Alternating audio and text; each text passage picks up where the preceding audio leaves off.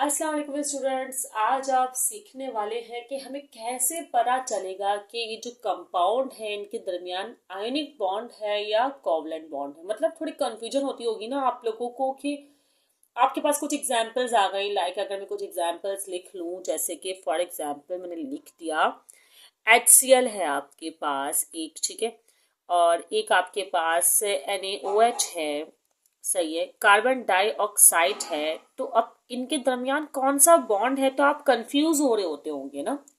अब ये 3-4 मिनट की वीडियो देखने के बाद ये कंफ्यूजन तो आप लोगों की हो जाएगी खत्म, ठीक है। मैं इसे डार्क करने में लगी हुई हूँ बिला वजह, सही है। मैं चाहती हूँ कि बस मेरे व्यूअर्स को हर चीज़ बहुत क्लियर नजर आए। जो भी मेरे पास फैसिलिटीज है बहुत कम है, उसी के लिहाज से, ठीक है।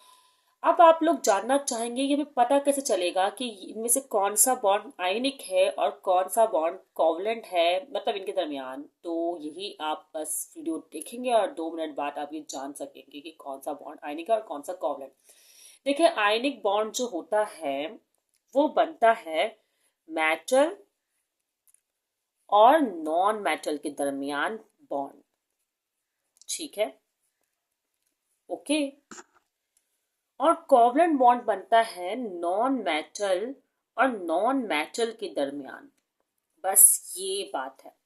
अब आप लोग सोच रहे होंगे ये हमें पता चलेगा कि कौन से मेटल है कौन से नॉन मेटल। तो वो हमें पता चलेगा पीरियोडिक टेबल से और एलिमेंट्स को याद रख के कि कौन से एलिमेंट्स जो है वो मेटल होते हैं और कौन से एलिमेंट्स जो है वो नॉन मेटल होते हैं, ठीक है।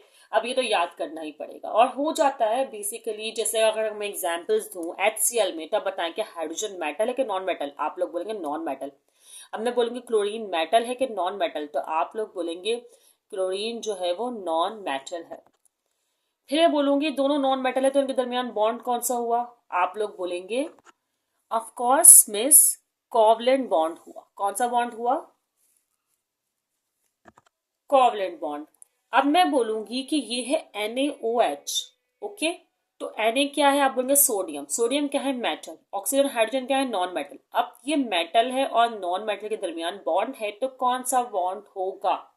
तो आप लोग बोलेंगे आयोनिक बॉन्ड। अब कार्बन डाइऑक्साइड में कार्बन और ऑक्सीजन दोनों ही जो है वो नॉन मेटल है, तो यकीनन इनके बीच में जो बॉन्ड होगा दरमियान में वो होगा कोवलेंट बॉन्ड, ओके।